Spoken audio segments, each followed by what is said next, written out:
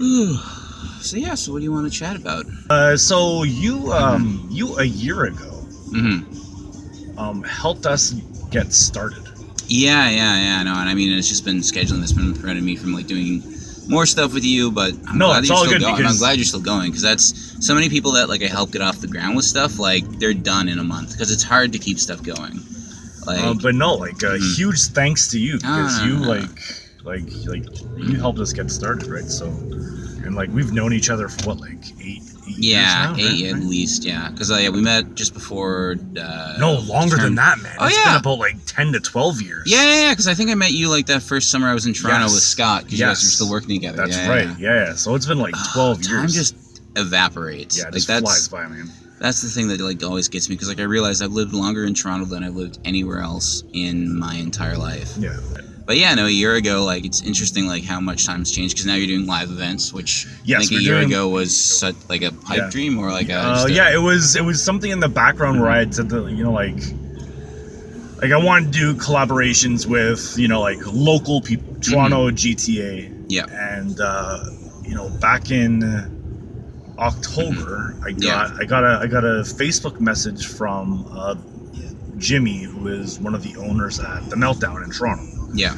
And I wasn't aware that the Meltdown actually is like franchise. And Oh, they're really? all over the world. Oh, that might explain, because I've heard of Meltdown in Los Angeles. Like I've heard on like the Nerdist podcast used to mention it every now and then at Meltdown, and I just thought it was interesting that they had the same name. But Yeah, they're like Los Angeles, Paris. They have they have one in Montreal, one in Toronto. I think they have one in Vancouver. I would have stayed in that lane, but we can go down Bay, or like it just depends. No, it's okay. Yeah. It's okay. And he sent a message and he's like, "Yo, we're looking for nerds. Yeah, put on your high beams. It's all good." Yeah. And I mustered over it a bit because like I didn't think that we were really like ready at that point. Yeah. But then we started, my partner Lori and I, we started to brainstorm a bit. And we were like, you know what? No, we're going to do this. So I contacted him, and like it's going well. Like we're 2 events in. Our 3rd event is in March. And like it's going well. Yeah. It's obviously only going to get better because, like right now this time of year just sucks, like weather-wise. Like it's just terrible. Yeah. Especially like it's been so unpredictable for the past 2 months that you can't really figure out any good time to do anything or schedule anything, because you could be hit with a snowstorm or freezing rain or just rain or it was raining here yesterday, and I hit the 404, and I get to Steeles and it's like snow. It's no longer rain. And like I get home and it's like a blizzard. Well, that's the insane thing about the way that weather wraps around the greater Toronto area, is that I was shooting up in at the Scarborough Bluffs last year, and there was calling for torrential rain. We were supposed to be shooting like a tropical thing of Santa Claus at the beach, and so the entire time we're like, we're gonna get rained out, we're gonna get screwed so bad. And literally we were watching we had a live satellite weather tracker going, and just for the little like 1 kilometer buffer around where we were shooting, no rain. Everywhere else, torrential downpour. Oh, really? And as soon as we pulled away, just whoosh, Yeah. everything. Yeah, it's insane how this ecosystem works. Like it was like minus 15, 16 last week. It's supposed to be like plus 3, plus 4 this week. I know, it's bonkers. Yeah, it's crazy. But that's that's the way it that's goes. our Canadian weather now. Yeah. That's how it rolls, right? Exactly. Yeah. So you have a podcast, right? Death by Video. Death by Video, yeah. Which it's weird because like I never really wanted to do a podcast, so I turn left here. Sure. We'll just go across Danforth. It'll be easier. You don't have to turn. Yeah. Or worry about anything. But yeah, no, I never really wanted to or intended to do a podcast. It just sort of grew out of like once a month. Some friends of mine were meeting just to watch movies, and someone's like, we really should be like recording what we're talking about. And of course, like me, like I have to plan everything out. Like that's just my background in film, is like I gotta plan. So I came up with a format that kind of worked, and it just kept going. And of course, it has become the thing where I do everything. Like I record and I edit the podcast, but we've gotten to a point where like editing isn't as big as it used to be, where people would be like umming and anding or just leaving lots of dead space. Yeah. So it's gotten a bit faster. And yeah, we're up to episode 30, I think, at this point. Oh, nice. So yeah, and like we've had some gaps, but that's, to be expected with Christmas and whatnot. But yeah, the format is essentially we kind of have a chat about all the movies we've seen, or I mostly am the movie person. Everyone else kind of watches TV. Like I still am not a big TV person, but they kind of chat about the good stuff they've seen in the last week, and then we intro a movie that ties into a theme that we're doing. And then when we watch the movie, we don't record us watching the movie, but we then record our thoughts afterwards. Right. And it's actually a very easy way to format a podcast. The only problem is like our first episodes were like 40 minutes, and now they're like creeping up to like 92 hours. So that's always an issue of trying to keep it short and sweet. Yeah, we do a podcast, and like that's where we were at. Like we were at the point where we were trying to, like, for me, I was like, you know what, like we got to keep it 15-20 minutes, short, sweet, in and out, yeah, and in and out. But they ended up going like 34, 50 minutes, 60 minutes, and I was like, okay, this is long. So I'm just gonna cut it in half at a point where there was, that silence. Right, so like there are some podcasts where we had a part 1 and part 2 because it was just so long. Yeah. But now we're at the point where like I'm keeping more track of the time, and we are cutting it at the 15-20 minute and you have to keep mark, things rolling along. Yeah. Which is what I keep trying to do, because we tend to go on tangents quite a bit. But yeah, it's been going good. I mean, it's weird whenever I track the listenership and just see that it's like some random town in Virginia, in the States, is like our biggest listenership for the last week, and I'm just like, how did that happen? I don't know anyone in Virginia. Or what was it? Not Paris, France. Montreal was one week, and I'm just like, all these weird places, like Cucamonga, California, is a regular listener. Yeah, like I have somebody from Texas that's a regular, who's like a complete regular. And it's like, oh, cool, like amazing, like you love it. That's great. And like I think to myself, like, as great as that is, like how did you stumble upon it? You know what I mean? Like, how did you? Yeah. And it's like, again, it's great. Like, I love it. Yeah, it's so hard to figure out those algorithms and how someone comes across it. But that's awesome that like that's that one person that knows about it. And I realized I kind of stumbled into that with a podcast I was listening to called The Search for Schlock, and I just assumed it was like a podcast that lots of people listen to, because like I listen to a lot of podcasts, and like I assume that not everyone I know listens to all the same stuff I do. But like I'm just listening to it regularly, and then they were announcing they were ending it, and it's like, and this was mostly like an opportunity for the two of us to get together every week, and now like we have to bring it to a close because I'm moving. And I was like, oh, that's sad. And it's just like, it's mostly been friends and family listening to this podcast. There's like 17 regular listeners, and I was like, what? And it's like, and there's one guy in Toronto, and I was like, oh my god, I'm that one guy in Toronto.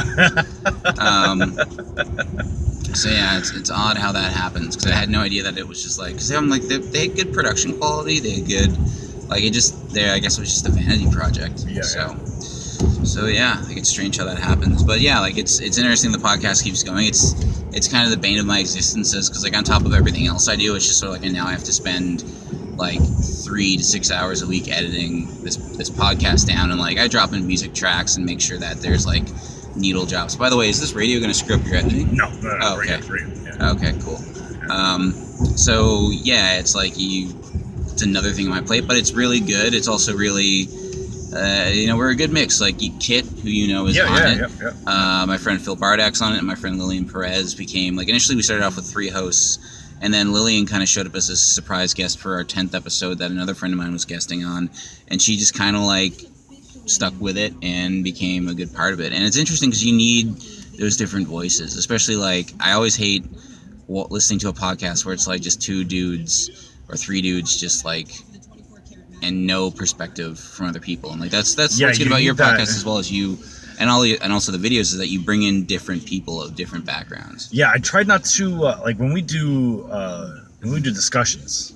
Yeah, like that's the one thing that I wanted to veer away from. Like I wanted to have okay, there's me and there's Lori, but at the same time, we have we have Amanda. We like We have a whole slew of people, right? Mm-hmm. And sometimes Lori and I will swap out. Yeah. Sometimes we're together. Mm-hmm. So it's just trying to have that mix, right? Yeah. Because like if I'm watching it, I don't want to see the same people every week. Mm-hmm. Like I don't want to see the same people every week. Yeah. You're watching me every week, mm-hmm. but I'm with somebody else. Exactly. So it's a different dynamic. It brings Yeah. in different voices, a whole slew of different things. Yeah. But yeah. So it's been interesting because being a podcaster is never, and I loathe the term podcaster. I'm like, just be a broadcaster. Like, that's just what it is. Like, that's just some branding that someone came up with. Like, I'm a podcaster. It's like, no, you're an audio producer, which is fine, and there's nothing wrong with that.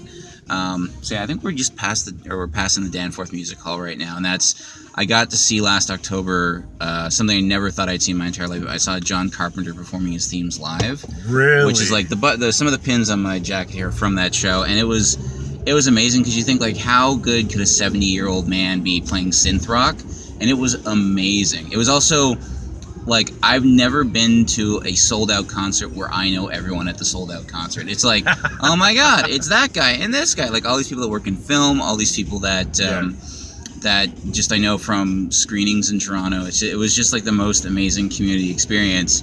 And John Carpenter is a great showman. Like he had like a really good band backing him up, and he which featured his son and the son of the guitar player from the Kinks, and they just like really tore through the soundtracks to his movies. Now, is that something that you like just fell on, or was it like advertised? You're like, shit, I need to go. It was, well, I'd known John Carpenter. He had started releasing albums of material, like non-theme albums, and he had toured in the States, but he never toured in Canada. And then this was his anthology tour of like 35 years of music it was 40 years from 77, anyways, they were doing like from 1977 to 2000 and whenever his film directing career kind of ended. So he basically just started touring, but the thing is the tickets for them sell out fast because like he's never toured before. And so I luckily am Facebook friends with a person that works at Rotate This, a record store, and they're known for being an alternative place to get tickets. Mm-hmm. Totally legit. They just they have a deal with a bunch of the venues in town where like they get a certain amount of tickets for every show. You don't have to pay Ticketmaster fees or anything like that. So like I just literally saw like on Facebook like John Carpenter tickets are going to be at Rotate in 15 minutes, and I was like, I'm going to be there in 16 minutes, and I got there and just got tickets right away. Yeah, which is great because I ran into a friend of mine at the concert, and so just before it started, he's like, hey, just out of curiosity, like how much did you pay for your tickets? And I'm like $45 a pop, and like the look on his face was of a person that definitely didn't pay $45 a pop for his ticket. He's like, mine were $200 each, and I was like, oh my god, shit. But that's that horrible like second seller economy that we have right now, unfortunately. Yeah. So what I've noticed a lot with the past year and a half doing the podcast and the shows and whatever else, and talking to various people, is that Toronto has this horror connection. Yeah. And it's an amazing horror connection. Yeah. And people with, George A. Romero, John Carpenter. Yeah. And like the following that, and I'm sure it's probably bigger in other cities and whatever else, but like it's something that we're not known for. Yeah, it's really kind of and the interesting thing is that unlike a lot of other cities, it's really born out of just a simple love for that genre and a love for that product, or not product, but like a love for like all the stuff that gets made. Because I was talking to a director from Los Angeles, and LA is known for its film community, obviously. And like I took him, like he was here for an extended period of time. He's like, hey man, what are you doing tonight? I'm like, I'm actually gonna go see the movie Carnosaur projected on a wall in a bar. And he was just like, that sounds awesome, can I come with you? And I'm like, yeah, sure. So he came with me, and then he went to another screening, and he was like, it's weird. He's like, you have all these screenings going on, you have this great community of not just horror but cinema fans in general, and there's no pretension about it. Like no one's going here to try and get a job. Like it's all for just the love of the actual movies or the actual genre. And it was just sort of like, yeah, I guess that's true. And it's something that developed organically, definitely, because you've got the Royal Cinema doing great screenings. There was a screening of Ichi the Killer, a bonkers Japanese film from the early 2000s at the TIFF Lightbox, and it's sold out on a Saturday night, and I'm just like, Saturday night in like Toronto, City of Millions, like you don't think this like 17-year-old Japanese Yakuza horror gore fest is gonna sell out, and it did. And this was actually like one of the few screenings where I didn't recognize anyone. Like I normally recognize people when I go to a screening, and here's the thing: this is the kind of movie that I can't recommend to anyone either, because it's just so messed up and horrible. Yeah. But like I went there and everyone was sold out. It was great though, because I was sitting next to a couple who were on a date and they didn't know what they were in for. That's and amazing. It was like that was so good. Just hearing the reactions and the guy being like, "I swear to God, I had no idea. I didn't know. I'm so sorry." And the girl's just like, "I can't believe everyone's laughing at this stuff." And I'm just like, "This is the best." Okay, so we're gonna try and find somewhere to eat. Okay. But Graham, thanks for being with us again. Oh, no problem. We can keep going. I can talk for hours. Yeah, no, I know you can. Yeah. I know you can. I know. But we'll keep it short and sweet. Yeah, it's all good. Yeah, we're at the 24-minute mark, so we're good. All right, so hopefully in the future we'll be quicker than a year. Yes, but it's okay. It's all good. Yeah. It's all good.